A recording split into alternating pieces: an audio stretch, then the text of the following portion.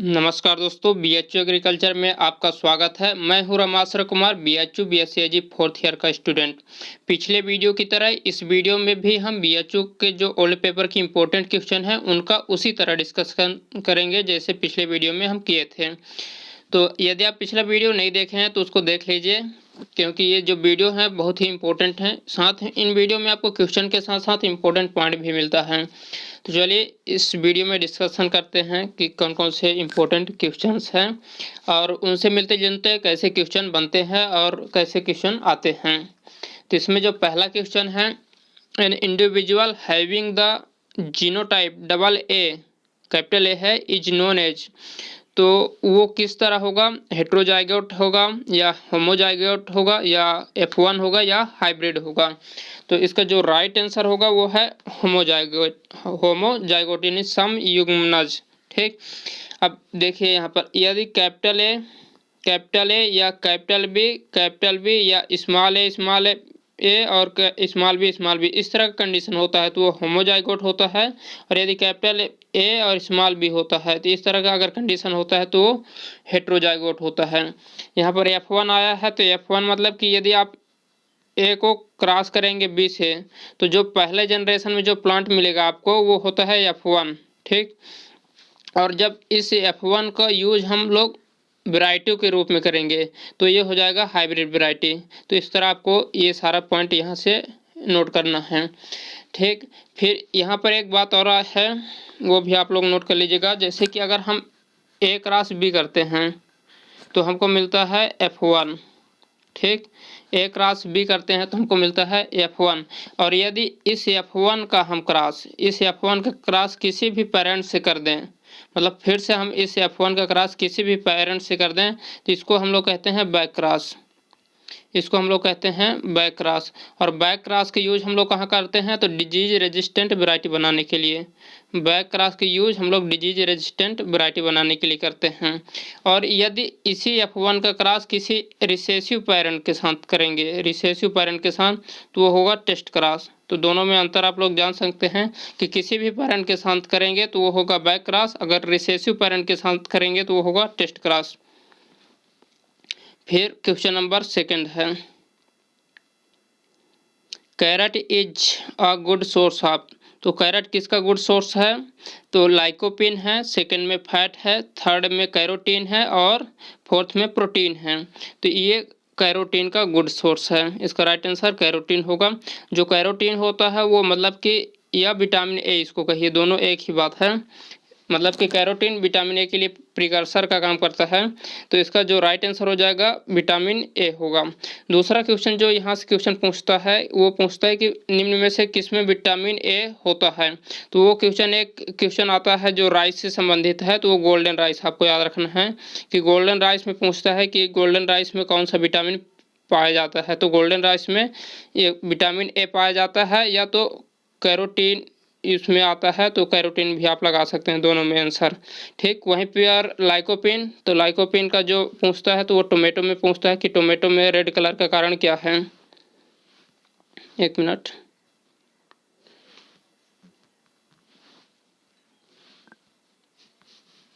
तो जो टोमेटो में लाइकोपिन रेड कलर का कारण वो लाइकोपिन हो जाता है।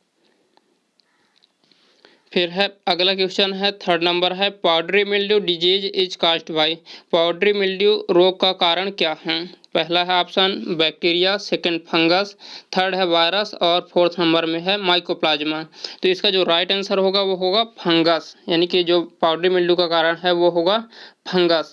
ठीक, अब यहाँ पर आपको हम अच्छा ट्रिक्स देने वाले हैं और ये ट्रिक हम पहले भी एक वीडियो में दे चुके हैं तो उसको भी आप लोग देख सकते हैं। तो आपको कैसे याद रखना है कि कौन सा डिजीज किससे होता है, इसका थोड़ा सा ट्रिक्स है और तो आपको याद करना ही होगा, लेकिन कुछ ट्रिक्स है, ट्रिक्स के थ्रू भी आप याद कर सकते हैं। जैसे कि जितने भी आपको रस्ट मिलते हैं, जितने भी रस्ट हैं, जितने भी स्मट हैं, जितने भी ये मिल्ड्यू हैं, चाहे वो पाउडरी मिल्ड्यू हो या डाउनी मिल्ड्यू हो। स्मट में जैसे कि वो चाहे लूज स्मट हो या कवर्ड स्मट हो या हेड स्मट हो, यानी किसी भी प्रकार की स्मट हो तो वो फंगस के कारण ही होगा। रस्ट में चाहे वो वाइट रस्ट हो, ब्लैक हो, ब्राउन हो, येलो हो, जितने भी प्रकार के रस्ट होंगे वो फंगस के कारण ही होंगे। उसी तरह डैम्पिंग ऑफ, चाहे वो किसी भी प्लांट को हो, इसमें प्लांट में आपको नहीं देखना है, आपको ये देखना है कि वो रस्ट है कि नहीं है।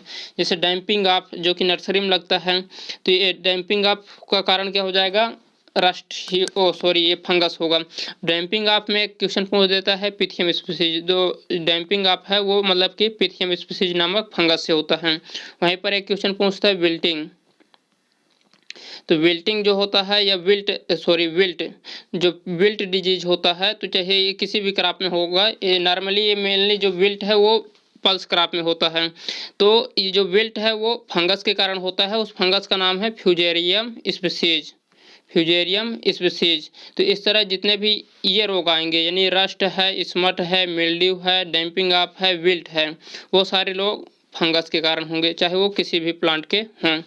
इसमें जो अब ये बात आती है जैसे वायरस का, तो वायरस का जैसे मोजैक आ गया, जैसे कि भिंडी में मोजैक होता है, या तो आप कह सकते हैं मोजैक स्टेरिलिटी ऑफ PGNP, तो उसका भी वायरस होता है। या कर्ल आता है, कर्ल जैसे लीफ कर्ल या लीफ कर्ल जो है वो मतलब कि वायरस के कारण होगा। और एक बात यह है कि जो भी वायरस से रोग होता है उसका वेक्टर होता है, तो वेक्टर से क्वेश्चन पूछता है तो आप लोग वेक्टर जरूर याद रखिएगा हर एक वायरस होने वाले रोग का। फिर एक इम्पोर्टेंट पॉइंट यहाँ ये भी नोट करिए आप लोग कि जो माइकोप्लाज्मा है, माइकोप्लाज्मा से 2-3 डिजीज हैं जो आपको याद रखना है, वो पूछा जाता है। जैसे फाइलोडी डिजीज ऑफ सीसेम, ठीक, फाइलोडी डिजीज ऑफ सीसेम, ये माइकोप्लाज्मा से होता है। एक है little leaf of brinjal, little leaf of brinjal, इसलिए कि कुछ का लिटिल लीफ जो होता है वो जिंक की कमी से होता है, लेकिन जो ये ब्रिंजल का लिटिल लीफ है वो माइकोप्लाज्मा से होता है। और एक grassy shoot of sugar cane, तो ये 3 डिजीज है जो माइकोप्लाज्मा से है, तो इसको आपको याद रखना है। और बैक्टीरिया से रिलेटेड एक इम्पोर्टेंट डिजीज है सिट्रस कैंकर, उसको याद रखना है, जो कि सिट्रस में होता है, सिट्रस कैंकर, और इसका जो कारण है वो जैंथोमोनास स्पीसीज है या जैंथोमोनास सिट्री आप कह सकते हैं, ठीक। फिर क्वेश्चन नंबर 4 है गिर is a famous breed of, गिर एक प्रसिद्ध नस्ल है बफेलो की, काऊ की, गोट की या सीप की। तो इसका जो राइट आंसर होगा वो है काऊ, यानी कि जो गिर है वो काऊ की इम्पोर्टेंट मतलब एक ब्रीड है। और जो ये ब्रीड है गिर वो मतलब डेयरी ब्रीड है ना, डेयरी ब्रीड है, ठीक। फिर अगला क्वेश्चन है 5 number, growing up plants under soilless condition is called, मतलब सॉइललेस यानी बिना मिट्टी के खेती करना क्या कहलाता है, हाइड्रोपोनिक्स, हाइड्रोस्टैटिक्स, हाइड्रोनॉमिक्स या नॉन ऑफ देम। तो इसका जो राइट आंसर होगा वो होगा हाइड्रोपोनिक्स, यानी कि बिना मिट्टी के खेती करना हाइड्रोपोनिक्स कहलाता है। और या वाटर में खेती करना हाइड्रोपोनिक्स कहलाता है, हाइड्रो मीन्स वाटर। यहीं पर एक क्वेश्चन बनता है कि अगर हम एयर में खेती करते हैं तो उसको क्या बोलेंगे, तो उसके लिए वर्ड है एरोपोनिक्स, एरोपोनिक्स, ठीक। अगर हम एयर में खेती करते हैं तो उसको हम एरोपोनिक्स बोलेंगे। क्वेश्चन नंबर 6 है ओरिजिन प्लेस ऑफ लीची इज, मतलब लीची का उत्पत्ति स्थान क्या है। पहला USA है, सेकंड अफ्रीका है, थर्ड इंडिया है और फोर्थ नंबर में चाइना है। तो जो इसका राइट आंसर होगा वो होगा चाइना, ठीक। मतलब कि जो लीची का ओरिजिन प्लेस है वो चाइना है। अब लीची से एक इम्पोर्टेंट क्वेश्चन जो पूछा जाता है कि लीची का कौन सा भाग खाया जाता है, तो वो है फ्लेसी एरिल, जो लीची का पार्ट है वो फ्लेसी एरिल खाया जाता है, ठीक। यहाँ पर कुछ आपको याद रखिएगा कि आप ये ओरिजिन प्लेस से क्वेश्चन पूछा जाता है, वहाँ से कन्फ्यूजन थोड़ा हमको बन जाता है। तो आपको ओरिजिन प्लेस कैसे याद रखना है उसके लिए आपको हम बता दे रहे हैं कि आप ऐसे लिखे जैसे अफ्रीका है, तो अब अफ्रीका में जिनका जिनका ओरिजिन प्लेस है उन सारे क्रॉप को यहाँ पर लिख लीजिए, जैसे कि अरहर है, ज्वार है, बाजरा है, और ऐसे भी क्रॉप्स हैं। जितने भी आपको क्रॉप्स मिलते हैं उनको अफ्रीका वाले ओरिजिन प्लेस में लिख लीजिए, इससे आपको याद करने में थोड़ा आसानी हो जाएगा। वहीं पर जैसे चाइना का देखें तो सोयाबीन है, मस्टर्ड है। इंडिया का देखें तो कॉटन है, ब्रिंजल है, मूंग है, उड़द है। तो ये जितने भी आपको क्रॉप्स मिलते हैं मतलब कंट्री वाइज या एक स्पेसिफिक प्लेस के साथ, तो वो सारे को एक जगह लिखिएगा, तो ऐसे में जो कन्फ्यूजन है आपका वो सारा दूर हो जाएगा। फिर अगला क्वेश्चन है, बोर्डो मिक्सचर वाज डिस्कवर्ड बाय। बोर्डो मिक्सचर के आविष्कारक हैं। पहला ऑप्शन है मिलार्डेट, सेकंड है हार्टिन, थर्ड नंबर है फंक और फोर्थ नंबर में है नोबल। तो इसका जो राइट आंसर होगा वो है मिलार्डेट। तो ये जो बोर्डो मिक्सचर है ये पूछा जाता है कि क्या है, तो बोर्डो मिक्सचर एक फंगिसाइड है। फंगिसाइड मतलब कि जो फंगस को किल करे, साइड मतलब किल और फंगी मतलब फंगस, यानी जो फंगिसाइड है वो फंगस को किल करेगा। तो यहाँ जो बोर्डो मिक्सचर है वो फंगिसाइड है। इसको मिलार्डेट ने बनाया था 1885 में। ठीक, ये फ्रांस में एक यूनिवर्सिटी है बोर्डो, तो वो बोर्डो यूनिवर्सिटी में वो प्रोफेसर थे, इसलिए जो ये मिक्सचर बनाए थे उसी के नाम पर ये बोर्डो मिक्सचर हो गया। इसका कंपोजिशन भी पूछा जाता है कभी कभी, तो इसका कंपोजिशन में होता है कॉपर सल्फेट, लाइम और वाटर। इसमें जो 5 एंड ये 50 होगा। फिर एक क्वेश्चन यहाँ से बनता है कि इसका प्रयोग सबसे पहले किस में किया गया था, तो उसका प्रयोग सबसे पहले डाउनी मिल्ड्यू में किया गया था। डाउनी मिल्ड्यू ऑफ ग्रेप्स में किया गया था। अब यहाँ पर हम पूछते हैं कि आपको डाउनी मिल्ड्यू किससे होगा, तो ये आपको कमेंट करके बताना है कि बैक्टीरिया से होगा, वायरस से होगा या फंगस के कारण होगा। ठीक, फिर यहाँ पर एक और नाम आया हुआ है फंक। तो यदि आपको फंक के बारे में कुछ याद आ रहा होगा तो वो कमेंट करके ज़रूर बताइएगा, क्योंकि फंक जो है शब्द वो एक इम्पोर्टेंट टॉपिक से मेल खाता है, तो वो आपको कमेंट करके बताना है। फिर अगला क्वेश्चन है, वेजिटेबल फार्मिंग इज कॉल्ड। सब्जी की खेती कहलाती है फ्लोरिकल्चर, ओलेरिकल्चर, एग्रीकल्चर, पोमोलॉजी। तो ये क्वेश्चन कई बार पूछा जा चुका है और ये आसान भी क्वेश्चन है, ठीक ना। तो इसका जो राइट आंसर होगा वो ओलेरिकल्चर होगा। ठीक, यहाँ पर एक और आपको ट्रिक दे रहे हैं कि जितने भी वर्ड के लास्ट में कल्चर आता है वो सारे लैटिन वर्ड हैं। ठीक, जितने भी वर्ड के अंत में कल्चर आता है वो सारे लैटिन वर्ड होंगे, और जिसके भी अंत में लागी या नामी आता है, लागी या नामी आता है वो सारा ग्रीक वर्ड होगा। ठीक, लेकिन जो ये पोमोलॉजी है ये अपवाद में है, इसमें लागी है फिर भी ये लैटिन वर्ड है, यहाँ पर आप लोग याद रखेंगे। और पोमोलॉजी मतलब कि फ्रूट विज्ञान होता है, मतलब कि जिसमें फलों की खेती के बारे में अध्ययन किया जाता है। फिर क्वेश्चन नंबर 9 है, how many eyes should be present in one piece of sugar cane for planting. रोपण के लिए गन्ने के एक टुकड़े में कितने आँखें होनी चाहिए, 3, 1, 10 या 100। तो इसमें कितने आँखें होनी चाहिए, 3। फिर दूसरा क्वेश्चन ये बनता है कि जो ये प्लांटिंग के लिए यूज करते हैं गन्ने में उसको हम लोग क्या बोलते हैं, उसको हम लोग सेट्स बोलते हैं। और प्लांटिंग से पहले उसको किससे उपचारित करना चाहिए, मतलब यह सेट्स ट्रीटमेंट किससे करना चाहिए, तो उसका जो आंसर होगा वो एगालाल है। मतलब कि जो शुगर केन का सेट्स और पोटैटो इन दोनों को हम लोग एगालाल से उपचारित करते हैं। फिर यहाँ से एक क्वेश्चन बनता है, फेमस क्वेश्चन है शुगर केन से रिलेटेड, कि हम इसका मैच्योरिटी कैसे पता करेंगे। तो या तो ब्रिक्स परसेंट से पता करेंगे या तो एक और मेथड है। तो जो ब्रिक्स परसेंटेज होना चाहिए वो कितना होना चाहिए, 15 से 18 होता है। और या तो आप लोग पता करते हैं जो इसमें इन्फ्लोरेसेंस आता है उससे, तो इसका इन्फ्लोरेसेंस होता है एरो, मतलब कि जो शुगर केन का इन्फ्लोरेसेंस है वो एरो है, और एरो को आने की जो क्रिया है उसको एरोइंग बोलते हैं। और एरोइंग से ही हमको शुगर केन का मैच्योरिटी का पता चलता है। तो ये क्वेश्चन ये पूछा जाता है, तो इसको भी आप लोग नोट करेंगे। ठीक, फिर है अगला question 10 number, most appropriate fruit for preparation of jelly is. Jelly बनाने के लिए सबसे उपयुक्त फल है, पहला है ग्रेप्स है, दूसरा है गुआवा है, तीसरा है पपाया और फोर्थ नंबर में है मैंगो। तो इसका जो राइट आंसर होगा वो है गुआवा यानी कि अमरूद। और जेली से एक क्वेश्चन पूछा गया था शायद 2018 में है कि जेली क्या कैसा होता है, ट्रांसपेरेंट होता है, ओपेक होता है या सेमी ट्रांसपेरेंट होता है। तो जो जेली है जेली है वो ट्रांसपेरेंट होता है, ठीक। जो जेली है वो ट्रांसपेरेंट होता है, लेकिन जो जैम है वो ओपेक होता है। इसको आप लोग नोट करिए, क्योंकि 2018 में क्वेश्चन पूछा गया था। जेली ट्रांसपेरेंट होता है और जैम ओपेक होता है। और जेली में TSS परसेंट 65% होता है और इसमें एसिड परसेंटेज 1% होता है। तो ये पॉइंट जेली से रिलेटेड आप लोग नोट करिएगा। फिर अगला क्वेश्चन 11 नंबर है, गंधी bug is an important insect of. गंधी बग एक महत्वपूर्ण कीट है। पहला है व्हीट, सेकंड है ब्रिंजल, थर्ड है पैडी और फोर्थ नंबर में है कॉटन, ठीक। तो इसका जो राइट आंसर है वो पैडी हो जाएगा, ठीक। फिर एक क्वेश्चन यहाँ से बनता है गंधी बग के बारे में कि गंधी बग पैडी के किस स्टेज में अटैक करता है।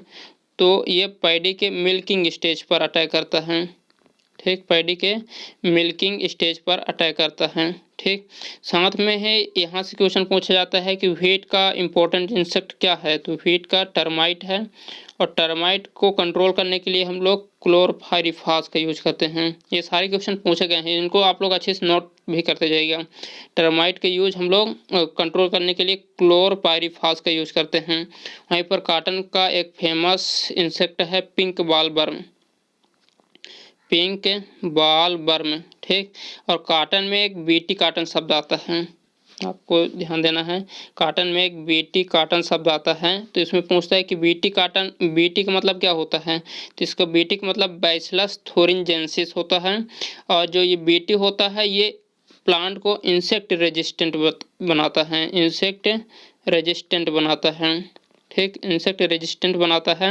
और दूसरा बात ये है कि जो ये बीटी कॉटन का यूज किसको मतलब कि कंट्रोल करने के लिए गया है, तो वो बाल वर्म है। बाल वर्म को कंट्रोल करने के लिए ये बीटी कॉटन बनाया गया था, ठीक।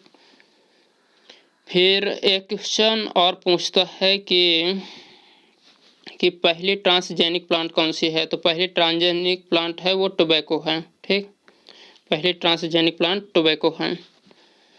हाँ, और एक क्वेश्चन और पूछा गया था यहाँ पर है कि यदि मतलब किसी भी प्लांट में कोई भी प्लांट है, तो उसमें अगर हम कोई मतलब कि जैसे मछली का जीन डाल देते हैं, मतलब मछली का जीन किसी भी प्लांट में डाल देते हैं, तो वो प्लांट को हम क्या बोलेंगे। तो उसको प्लांट को हम लोग ट्रांसजेनिक प्लांट बोलते हैं, ठीक। ट्रांसजेनिक प्लांट बोलेंगे। तो ये राइस में पूछा था कि यदि हम राइस में मछली का जीन डाल देते हैं तो उसको हम लोग क्या बोलेंगे। तो उसको हम लोग ट्रांसजेनिक प्लांट बोलेंगे, ठीक। फिर क्वेश्चन नंबर 12 है, फादर ऑफ जेनेटिक्स इज, अनुवांशिकी के जनक हैं। तो अनुवांशिकी के जनक कौन हैं। पहला है अरिस्टोटल, सेकंड है फिशर और थर्ड नंबर में जोहानसन है और फोर्थ नंबर में मेंडल हैं। तो अनुवांशिकी के जो पिता हैं वो हैं मेंडल, यानी कि पापा जो इनके हैं अनुवांशिकी के जनक ये तो वो हैं मेंडल, ठीक। फिर है ये जोहानसन आया है। तो जोहानसन के बारे में आपको जानना है कि इन्होंने प्योर लाइन सिलेक्शन दिया, प्योर लाइन सिलेक्शन जो कि एक ब्रीडिंग मेथड है। फिशर यानी कि RA जो फिशर हैं वो स्टैटिक्स के फादर हैं। अरिस्टोटल जो हैं ये अरस्तु हैं जूलॉजी के फादर हैं।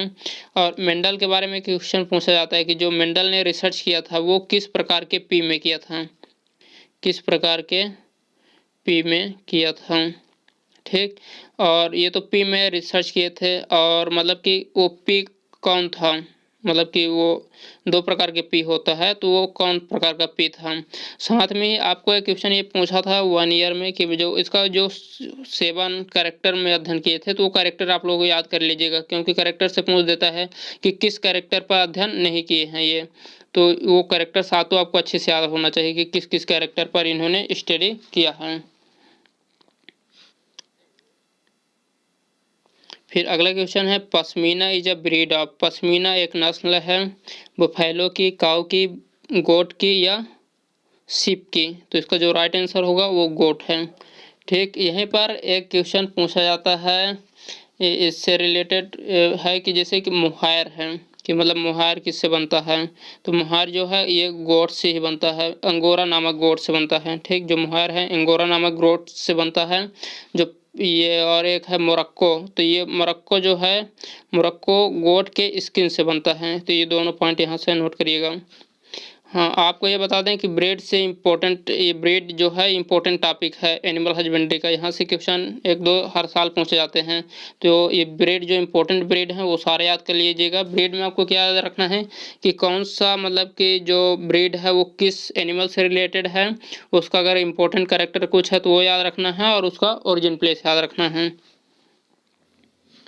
फिर अगला क्वेश्चन है, Congress grass is introduced in India from. Congress घास भारत में कहाँ से आया था? पहला है चाइना से, सेकंड है यूएसए से, थर्ड है जापान से, और डी नंबर में है यूके से। तो जो ये कांग्रेस ग्रास है ये यूएसए से भारत में आया था।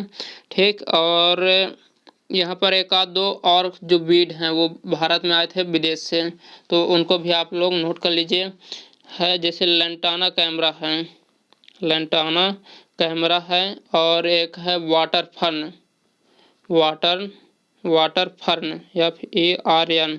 ये दोनों जो हैं बीड हैं ये ऑस्ट्रेलिया से भारत में आए हैं, ऑस्ट्रेलिया से भारत में आए हैं। ठीक, और एक है जैसे वाटर हाइसिंथ, ये भारत में फ्लोरिडा से आया है।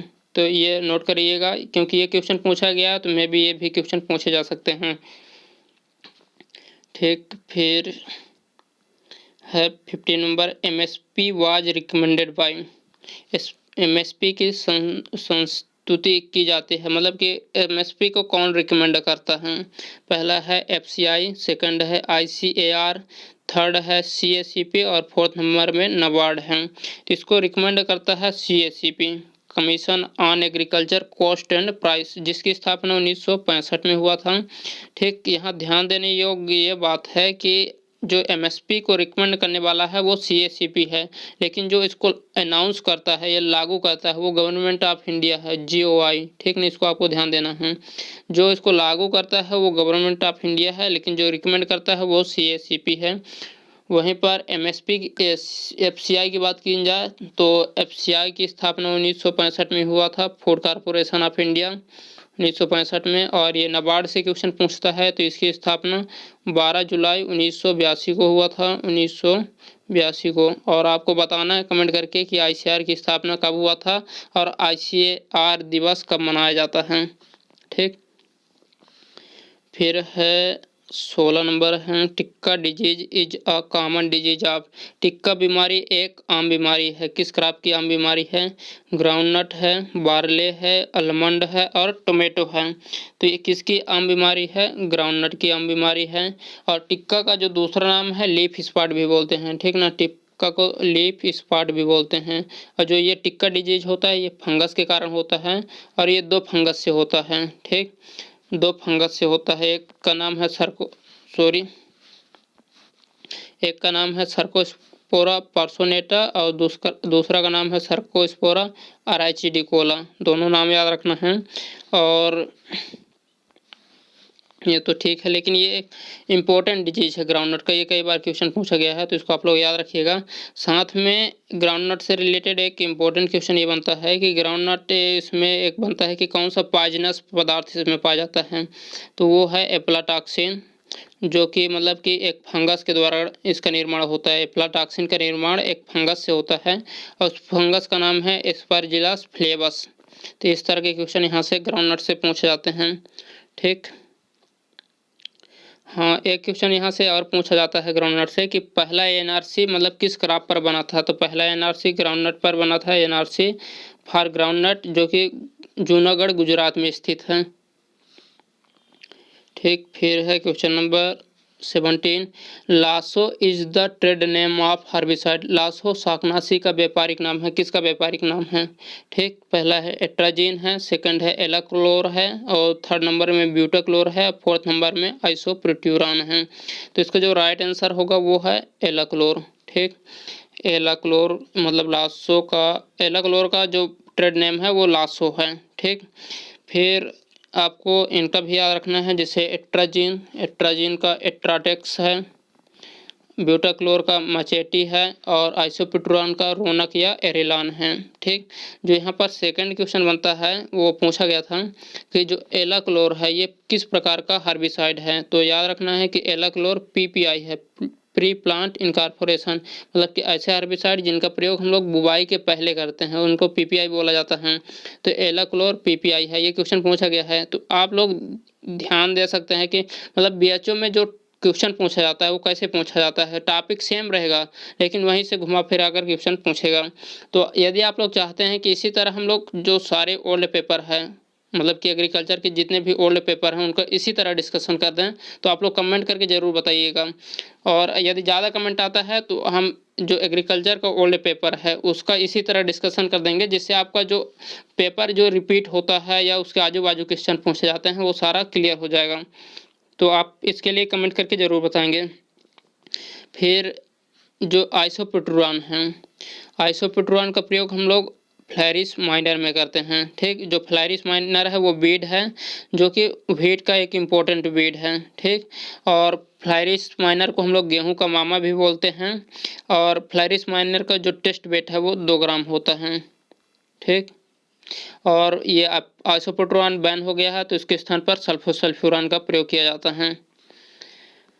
फिर है question number 18, when world food day is celebrated, यानी विश्व खाद्य दिवस कब मनाया जाता है? 20 अक्टूबर, 16 अक्टूबर, 22 अक्टूबर और 30 अक्टूबर। तो ये एक इम्पोर्टेंट क्वेश्चन है, मतलब टॉपिक आप कह सकते हैं कि इम्पोर्टेंट टॉपिक है ये दिवस वाला। तो इसका जो राइट आंसर होगा ये 16 अक्टूबर हो जाएगा। तो दिवस वाला आपको याद रखना है कि जितने भी दिवस हैं उनको आपको याद रखना है। ठीक, इसी प्रकार जैसे 11 जुलाई है, 16 सितंबर है, 16 जुलाई है, 23 दिसंबर है, 24 जून है, और एक इस तरह का जितने भी हैं मतलब इम्पोर्टेंट वो आपको याद रखना है दिवस वाला। फिर क्वेश्चन नंबर 19 है, व्हाट इज पोरा मेथड ऑफ सोइंग, मतलब पोरा मेथड ऑफ सोइंग क्या होता है? यूजिंग नाई, सोइंग बाय हैंड, या पैरा मेथड, या नन ऑफ दिस। तो इसका जो राइट आंसर होगा ये यूजिंग नाई है। तो ये मतलब कि जो पोरा मेथड है ये वेट से संबंधित है, पहली बात। ठीक, ये वेट से संबंधित है। ठीक, वेट में एक केरा मेथड होता है, एक पोरा मेथड होता है। तो आपको दोनों को याद कैसे रखना है? केरा मतलब कर मतलब हाथ, यदि हाथ से हम बुवाई करते हैं सोइंग बाय हैंड तो उसको हम लोग केरा मेथड बोलेंगे। या चोंगा या नाई का प्रयोग करेंगे यानी पाइप का यूज करते हैं तो उसको हम लोग पोरा मेथड बोलेंगे। ठीक, और साथ में ही यहाँ से वेट से रिलेटेड है वो डिबलर पूछा जाता है कि डिबलर, तो या तो क्वेश्चन पूछ देगा कि जो डिबलर है उसका प्रयोग कहाँ होता है, तो इसको ये सोइंग इम्प्लीमेंट है। ठीक, ये सोइंग इम्प्लीमेंट है। दूसरा बात, डिबलर में कितने पेक्स होते हैं या कितने खूंटी होते हैं? तो 9 खूंटी होते हैं और ये व्हीट से रिलेटेड हैं। फिर one of the most important question is here, देख सकते हैं आप 20 नंबर में, ओरोबैंकी इज, ओरोबैंकी है एक total root parasite, total stem parasite, partial root parasite या पार्शियल स्टेम पैरासाइट। तो इसका जो 20 है इसका जो आंसर होगा, इसका राइट आंसर क्या होगा? ओरोबैंकी, ओरोबैंकी का क्या होगा? ओरोबैंकी यानी कि टोटल रूट पैरासाइट होगा। इसका सही आंसर जो होगा ये टोटल रूट पैरासाइट होगा। इसका एक ट्रिक्स आपको ट्रिक्स बता दे रहे हैं, वेट फॉर ट्रिक्स, CLOS। ठीक, CLOS इसको याद रखना है। CLOS क्लास यानी कि ये जो 4 पैरासाइटिक पैरासाइट हैं ये इम्पोर्टेंट है, ये पूछा जाता है CLOS। तो इसको याद कैसे रखना है? तो ये CLOS यानी कि क्लास करके आपको याद रखना है, जिसमें से ये TS PS। ठीक, फिर TR और PR, यानी कि जो सी है, सी से यानी कसकुटा है वो मतलब टोटल स्टेम पैरासाइट है। एल यानी कि लारेंथस है, तो लारेंथस मतलब कि पार्शियल स्टेम पैरासाइट है। फिर ये ओ मतलब ओरोबैंकी, तो ये है टोटल रूट पैरासाइट। एस यानी स्ट्राइगा यानी कि पार्शियल स्टेम, सॉरी PR है ना, पार्शियल रूट पैरासाइट है। ठीक, एक बात ये क्लियर हो गया। दूसरा कि जो कसकुटा है इसका दूसरा नाम डाडर है, ओरोबैंकी का ब्रूम रेप है, और ये जो स्ट्राइका है इसका दूसरा नाम बिचवीड है। दूसरा चीज हो गया। तीसरा है जो कसकुटा है ये लोसन से रिलेटेड है, और कस्कुटा को कंट्रोल करने के लिए पैराक्वाट का यूज किया जाता है। तो ये सारे इंपॉर्टेंट क्राप है, ये क्वेश्चन है, ठीक ना, ये सारा आप लोग पढ़ के रखिएगा। सॉरी ये क्या हो गया, CLOS, ठीक। फिर जो लारेंथस है ये मतलब कि प्लांटेशन क्रॉप में होता है, मेनली मैंगो में होता है। ओरोबैंकी, ये ओरोबैंकी जो है ये सोलेनेसी क्रॉप में होता है और मस्टर्ड में होता है, ठीक।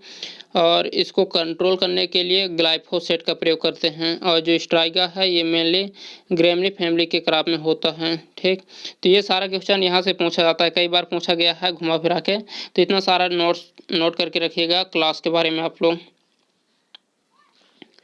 फिर क्वेश्चन नंबर 21 है, apiculture is concerned with, apiculture किससे संबंधित है। ए नंबर है बी कीपिंग, बी नंबर है फ्लावर प्रोडक्शन, सी नंबर है सिल्क प्रोडक्शन और डी नंबर है फिश प्रोडक्शन। तो जो एपीकल्चर है वो बी कीपिंग यानी मधुमक्खी पालन से रिलेटेड है। वहीं पर फ्लावर प्रोडक्शन की बात करें तो फ्लावर प्रोडक्शन के लिए हम लोग फ्लोरिकल्चर यूज करते हैं। और सिल्क प्रोडक्शन, सिल्क से हम लोग क्या बनाते हैं, साड़ी बनाते हैं, साड़ी, यानी कि सिल्क प्रोडक्शन जो होगा वो सेरीकल्चर से है, ठीक। इस तरह इसको आप लोग याद रखेंगे, सिल्क प्रोडक्शन सेरीकल्चर से। और जो फिश प्रोडक्शन है तो फिश को अगर हम पी बना दें तो पीस आता है ना, तो ये पीसी कल्चर हो जाएगा। तो इस तरह आप लोग याद रखेंगे। तो कल्चर वाला भी एक क्वेश्चन आता है, तो कल्चर वाला आप लोग याद रखेंगे यहाँ से। फिर है क्वेश्चन नंबर 22 है, nitrogen helps plant in, nitrogen पौधों में क्या सहयोग करता है। तो पहला नंबर है वेजिटेटिव फेज में, रिप्रोडक्टिव फेज में, डिजीज रेजिस्टेंट में या ऑयल फॉर्मेशन में। तो इसका जो राइट आंसर होगा वो हो जाएगा वेजिटेटिव फेज में, यानी वनस्पतिक वृद्धि में। वहीं पर डिजीज रेजिस्टेंट की बात करें तो इसके लिए के है, और जो ऑयल फॉर्मेशन है उसके लिए सल्फर है, ठीक। ये क्वेश्चन पूछा गया है। फास्फोरस का प्रयोग रूट डेवलपमेंट में होता है, Mg क्लोरोफिल में है, जो बोरान है वो पॉलन फॉर्मेशन में है, और जो कैल्शियम है वो एपिकल बड फॉर्मेशन में है। और यही सारे इम्पोर्टेंट है। हाँ ये तो सारा हो गया, ठीक। फिर है question number 23, emasculation in paddy is preferably done in, धान में इमेस्कुलेशन का उचित समय क्या है, नाइट है, नून है, मॉर्निंग है या आफ्टरनून है। तो इसका जो राइट आंसर होगा वो आफ्टरनून होगा, दोपहर के बाद हम इमेस्कुलेशन कर सकते हैं। तो पहले ये जानना जरूरी है कि इमेस्कुलेशन होता क्या है। देखिए जो फ्लावर होता है, ठीक, जो फ्लावर होता है उसमें मतलब कि मेल पार्ट भी होता है और फीमेल पार्ट होता है। तो जो मेल पार्ट होता है उसको हम लोग एंथर बोलते हैं, और जो फीमेल पार्ट होता है उसको हम लोग स्टिग्मा बोलते हैं।